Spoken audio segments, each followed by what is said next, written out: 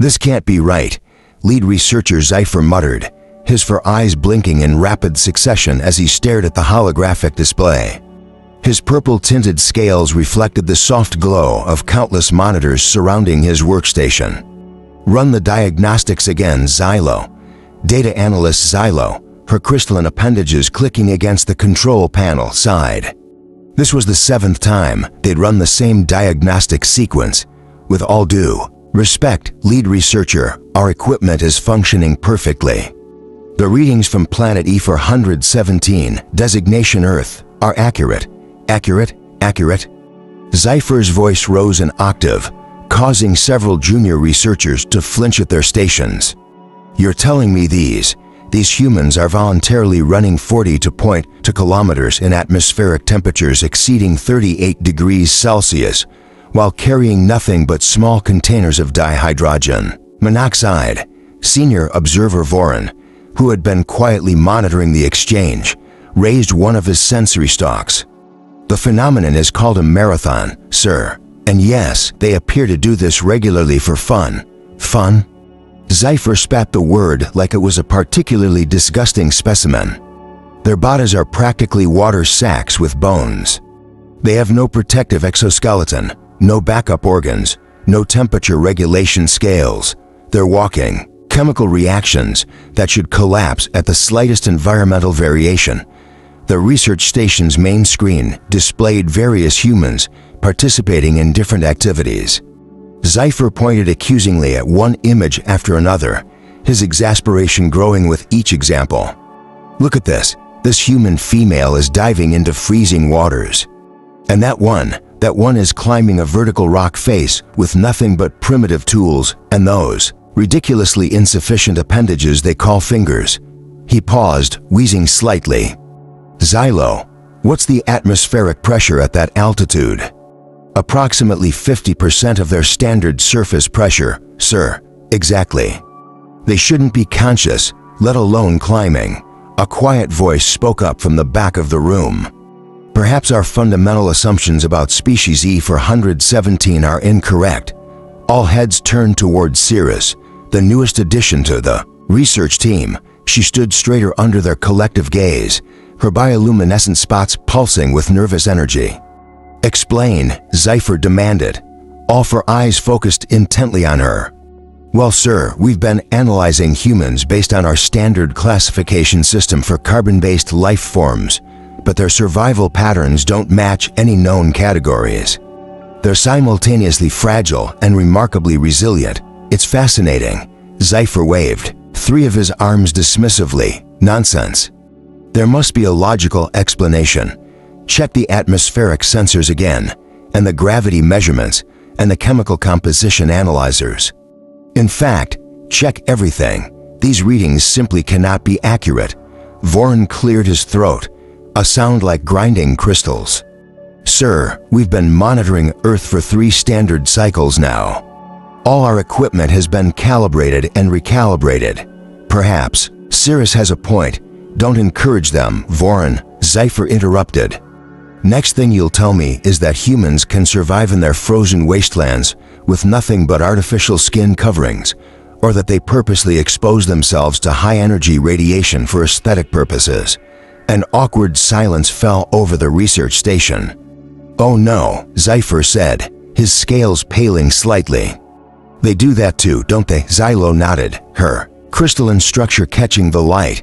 "Yes, sir. They call it tanning. And as for the frozen wasteland survival, would you like me to bring up the footage from their polar research stations?" Sci-Fi slumped in his ergonomic hover chair, all four eyes closing in defeat. No.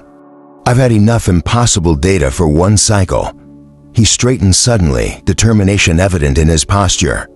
"Schedule a full team meeting for next cycle. If these readings are accurate, we need to completely revise our understanding of what's possible for a species to endure." As the research team dispersed, Cirrus remained at her station, watching the screens with undisguised fascination. One monitor showed a human swimming in something called a lava lake, protected by nothing more than a primitive thermal suit. She made a note in her personal log, day 847 of Earth observation. humans continue to prove that they either don't understand the concept of impossible or they simply don't care. Further research required, also requesting additional monitoring equipment. They keep finding new ways to survive things they shouldn't. Stealth Probe 7, begin atmospheric descent, Xylo commanded, her crystalline fingers dancing across the control panel. Target location, Death Valley, North American continent. The research team watched as live feed materialized on the central display. The temperature reading made Cypher's scales ripple with discomfort, 56.7 degrees Celsius. "There's our subject," Cirrus pointed excitedly. Ryan Carter, age 35, preparing for something called the Badwater Ultramarathon, according to local data streams. It's considered the most challenging foot race on their planet. Voron adjusted his sensory stalks. "Remind me of the race parameters. 135 miles through the lowest, hottest, and driest location in their continent," Cirrus replied. "They start at Badwater Basin, 85.5 meters below sea level, and finish at Whitney Portal, 25 to 30 meters above sea level." "Preposterous," Cypher shouted, causing several junior researchers to drop their data tablets. No biological entity would voluntarily subject themselves to such conditions. The temperature variance alone should cause immediate system failure. The main screen showed Ryan Carter doing light stretches, a small device strapped to his wrist, and several containers of water attached to a belt around his waist. His skin already glistened with perspiration in the morning sun. "Deploying environmental analysis probes," Xylo announced. "Atmospheric composition normal for Earth. Humidity, 2%. Surface temperature already at 45 degrees Celsius and rising." They watched as Alex began his run, maintaining a steady pace despite the brutal conditions. Hour after hour passed, and still he continued. The alien scientists monitored his vital signs through their advanced scanning technology, growing increasingly agitated with each reading. "This defies every biological principle we know," Cypher muttered, pacing back and forth. His tail knocked over a stack of data crystals, but he was too absorbed in the footage to notice. Look at his core temperature, regulation, the sodium loss, the cellular stress levels. He should have collapsed hours ago. Cirrus, who had been quietly taking notes, spoke up. "Sir, I've been comparing his biological readings to our previous studies. Humans seem to have this remarkable ability to, how do I phrase this scientifically, simply ignore their physical limitations. That's not science," Cypher protested. "You can't just ignore biological limitations, apparently. Humans can," Voron interjected, pointing at the screen. "Look, he's approaching the first major elevation change. Is he smiling?" Indeed, despite having run for over 7 hours in conditions that would kill most known sentient species, Ryan Carter was grinning. As they watched, he paused briefly at a checkpoint, downed something called a sports drink, poured water over his head, and continued running.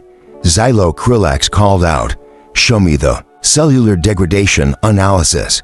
The data appeared on the side screen. Everyone stared in silence. This is impossible," Krillax whispered. "His cells are adapting. They're actually getting more efficient at dealing with the stress." "How is this possible?" Cirrus consulted her notes. "According to my research, humans call this getting their second wind. They've somehow evolved to perform better under sustained physical stress. That's not how evolution works." Krillax's scales were now cycling through various shades of purple in his agitation. "You can't just decide to evolve in the middle of an activity," Sir Xylo interrupted. "You might want to see this. I've compiled data from other ultramarathon runners worldwide." The main screen filled with dozens of video feeds, humans running through scorching deserts, frozen tundras, dense jungles, and high mountains, all of them showing the same impossible resilience. "Look at their faces," Cirrus said softly.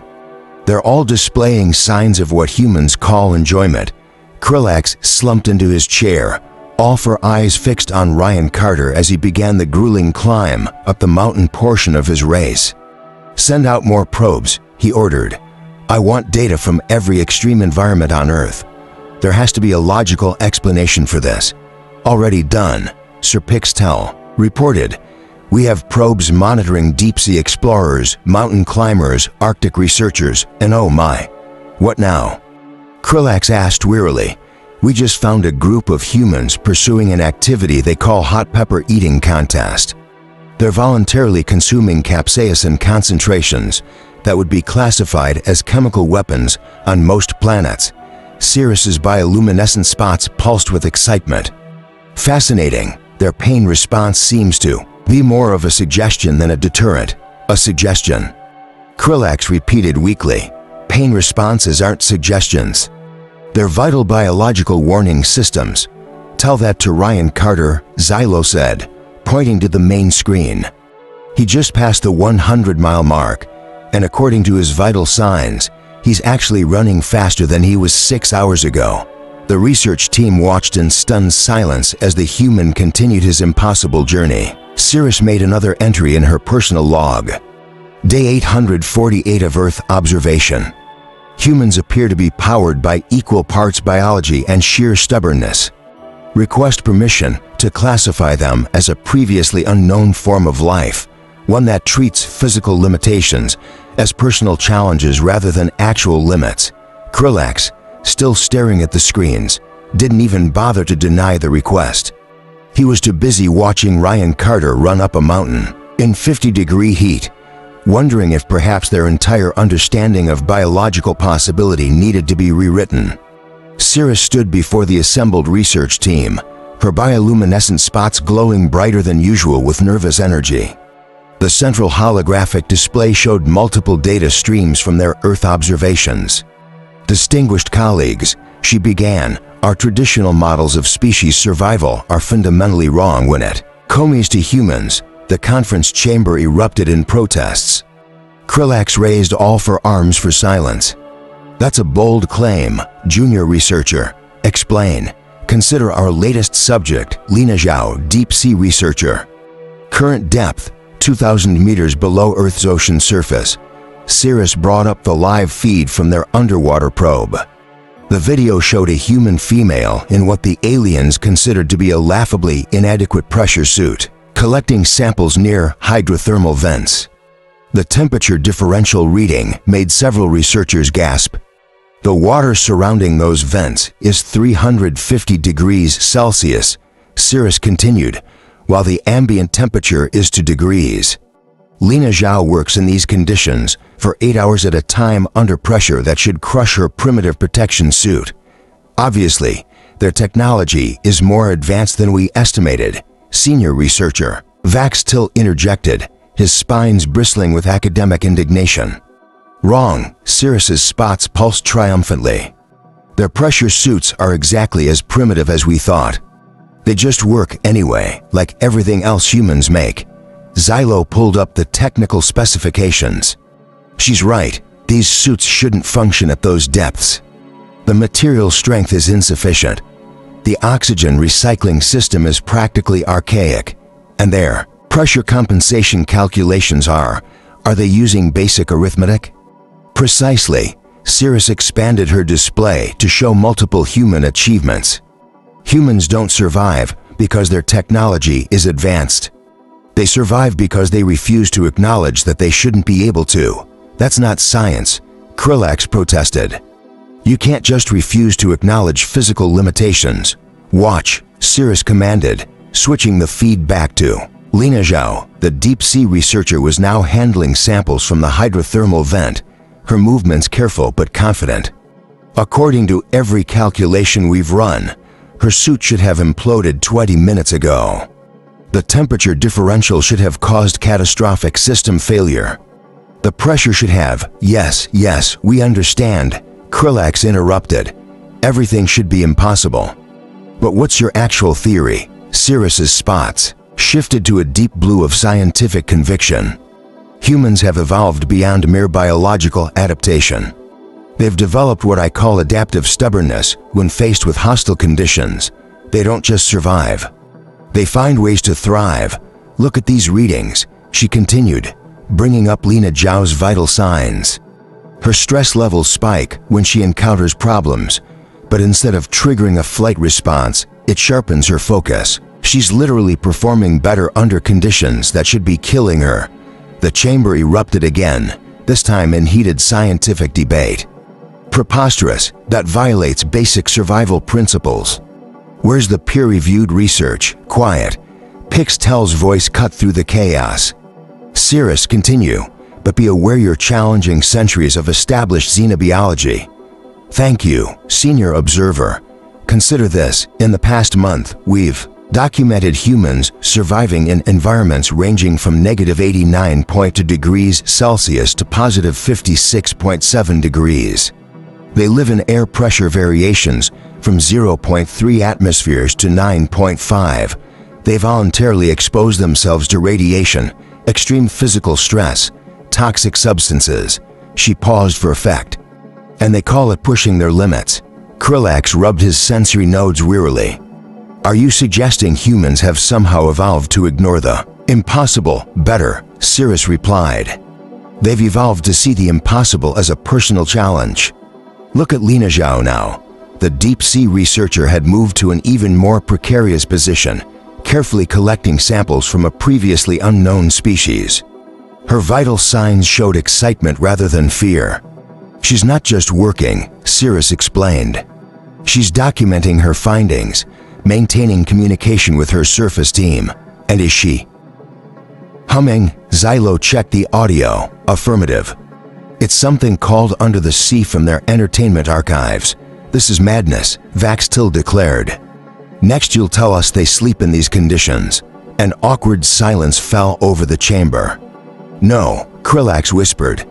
Don't tell me, not Lina Zhao, specifically, Cirrus admitted. But we have documented cases of humans sleeping in deep-sea habitats, space stations, Arctic research posts, and something called economy-class airplane seats, which we're still trying to understand.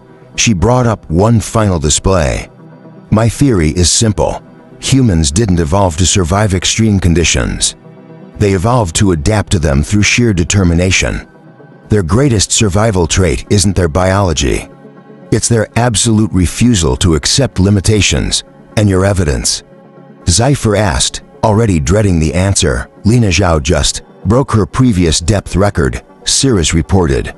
She's celebrating by taking something called a selfie with a deep-sea creature that, according to our databases, is highly toxic. The chamber watched in collective horror as the human researcher posed for her photo, gave a thumbs up to her camera, and continued her work as if operating at crushing depths surrounded by lethal temperatures and toxic life forms was perfectly normal. Cirrus added, another note to her personal log, day 849 of Earth observation.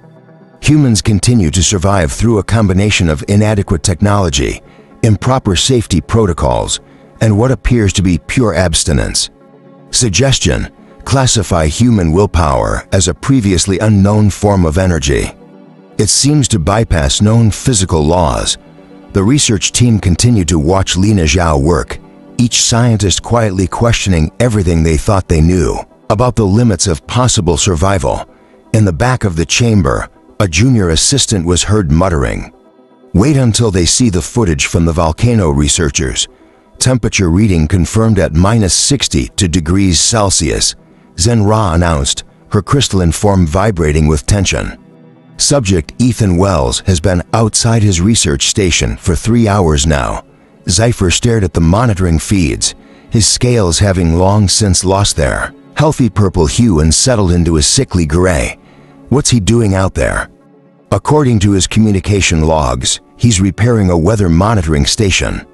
Standard maintenance, standard, Zypher's voice cracked. There's nothing standard about voluntarily exposing yourself to temperatures that could freeze your cellular structure. The team watched as Trevor worked methodically, his movements careful but sure, despite wearing what the aliens considered to be glorified fabric wrapping. His breath created clouds of vapor that instantly crystallized in the brutal Antarctic wind. "Sir," Cirrus called from her station, "you might want to see these incoming reports." "No, no more reports. I can't take any more impossible human activities today. But sir, What part of no don't you understand? I'm still trying to process how this O'Connor specimen hasn't turned into a human ice sculpture. Voron cleared his throat. Actually, sir, that's an interesting point. Our historical data shows humans have survived being frozen solid in certain conditions. They call it hypothermia recovery. The sound Zypher made was somewhere between a laugh and a sob. Of course they have. Why not? They probably do it for entertainment. Not usually, Zenra corrected, checking her data streams, though there is this activity called polar. Plunge, stop. Zypher slammed all four hands onto his console. Just stop. Let me focus on one impossible thing at a time. The main screen continued to show Trevor working. He had removed his outer glove to manage a particularly delicate repair, exposing his bare skin to the killing cold. His fingers should be necrotizing, one of the junior researchers observed. But they're fine.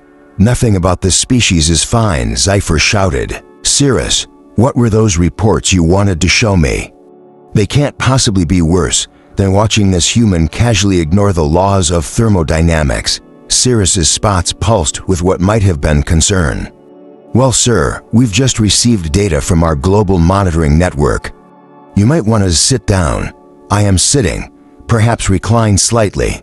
The main display split into multiple feeds. Each one showed humans in different locations, all doing things that should have been lethally impossible. Feed 1. Cave diving expedition in Mexico. They're navigating underwater passages barely wider than their bodies in total darkness for what they call fun. Feed 2. Free climbers in Yosemite. They're scaling vertical rock faces with no safety equipment. Several are stopping to take naps while hanging from minimal handholds. Feed 3. Scientists in Hawaii collecting lava samples using protective suits that our analysis says should have melted 5 minutes ago. Feed 4. Surfing competition in waves that are producing enough force to crack reinforced hull plating. With each new feed, Zypher's scales lost more color. By the time Cirrus reached feed 12, he looked almost translucent. Make it stop, he whispered. I haven't even gotten to the base jumping statistics yet, Cirrus said, or the wingsuit flights, or the enough. Zypher's outburst caused several monitoring crystals to crack. This changes everything we know about biological life. Every survival parameter, every environmental limitation, every safety protocol. Humans just ignore them all. Not ignore, Cirrus corrected. They acknowledge the dangers. They just choose to proceed anyway. The team's attention was drawn back to Ethan Wells. He had finished his repair work and was now taking photographs. Current wind chill reading -78 degrees Celsius, Zenra reported. He's stopping to document the aurora lights. Of course he is, Zypher muttered. Why hurry back to safety when you can take pictures of atmospheric phenomena in temperatures that should have frozen your optical organs? Sir, Voron interjected, perhaps we should consider Cirrus's theory more seriously. The evidence is becoming rather overwhelming. Overwhelming. Zypher's laugh had a slightly hysterical edge. That's a fascinating choice of words, considering we just watched a human female named Sophia Tan set a new deep diving record yesterday while battling an underwater current that should have torn her primitive breathing apparatus to shreds. He stood up, pacing frantically. Do you know what she said when she finally surfaced? Her first words after surviving conditions that would kill 99.9% of known sentient species. The research team waited silently. Cool, can't wait to try that again next weekend. Zypher's voice had risen to a near shriek. She treated near certain death like a recreational activity.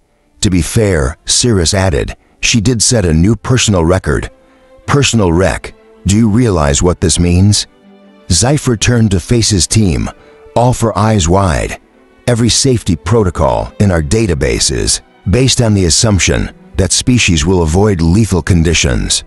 Humans actively seek them out. They turn survival situations into sports. They visit environments that should kill them, document their experiences, and then go back to do it again. He collapsed back into his chair, watching Trevor finally head back to his research station.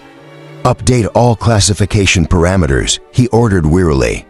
Species E417 operates outside normal. Biological constraints through means we cannot comprehend. Possibly magic, or insanity, or both. Should I add a note about their tendency to name lethal activities as sports? Zenra asked. Why not? While you're at it, add a warning about their habit of turning survival scenarios into reality entertainment shows. I just found their historical archives about something called Survivor. They maroon themselves on isolated islands for fun. Cirrus made her final log entry of the day 850 of Earth observation. Humans have officially broken our lead researcher. Recommend immediate revision of all known biological laws.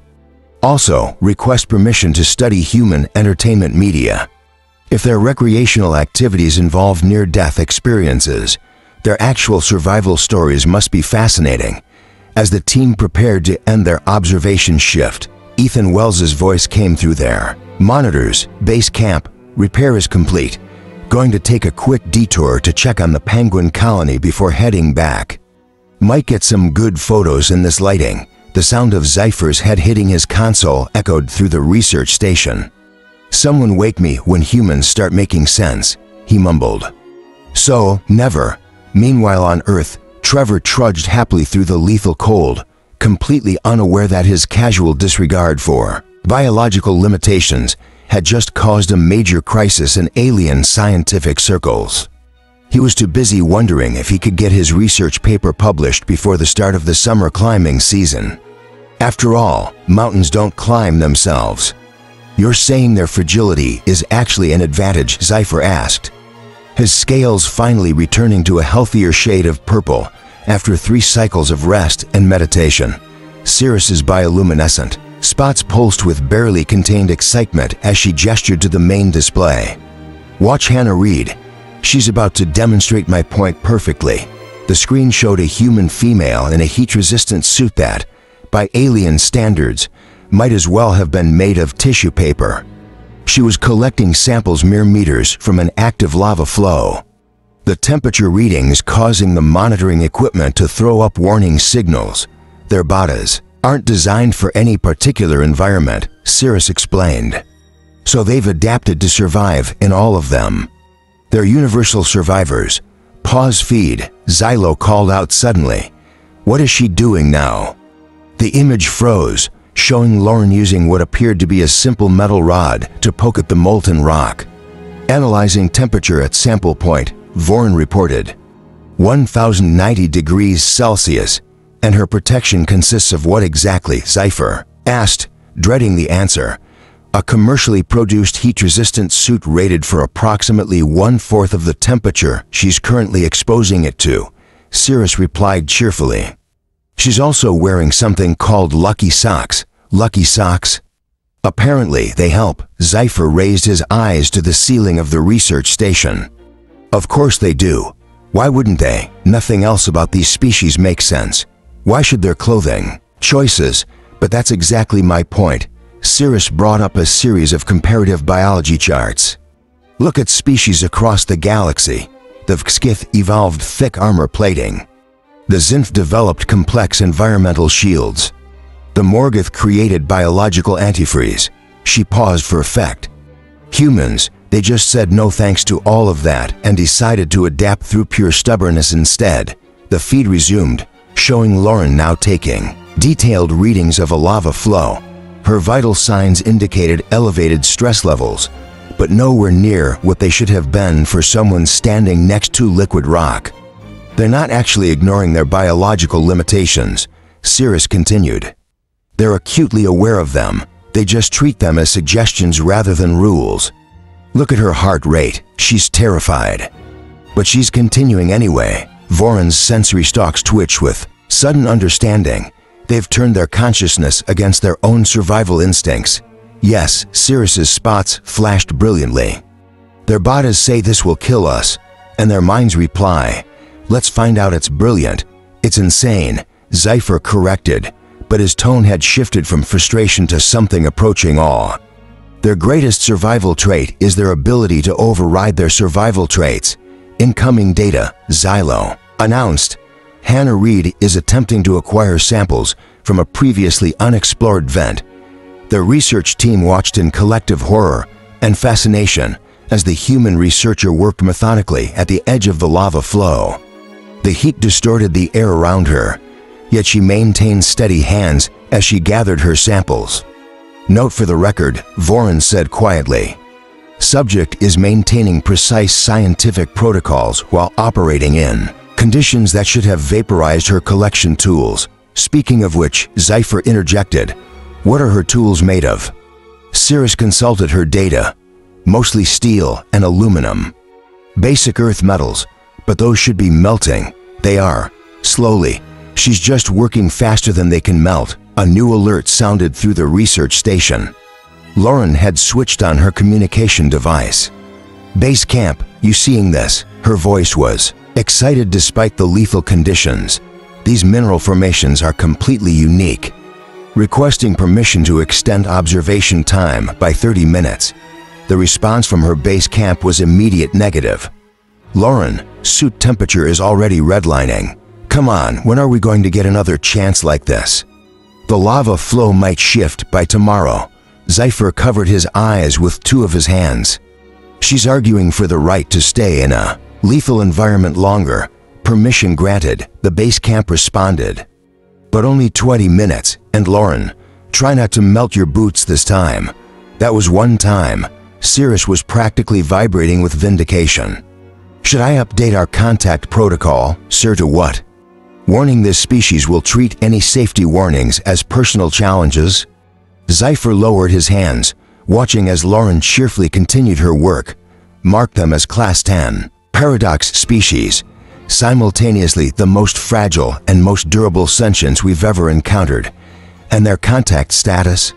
Zypher watched as Lauren, having dropped one of her tools, simply reached closer to the lava flow to grab a sample with her reinforced gloves. "List them as handle with, actually, just don't handle them at all.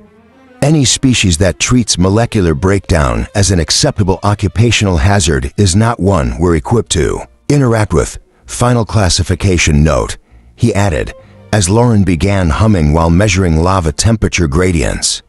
"Humans are too volatile to predict, too resilient to contain, and too curious to discourage.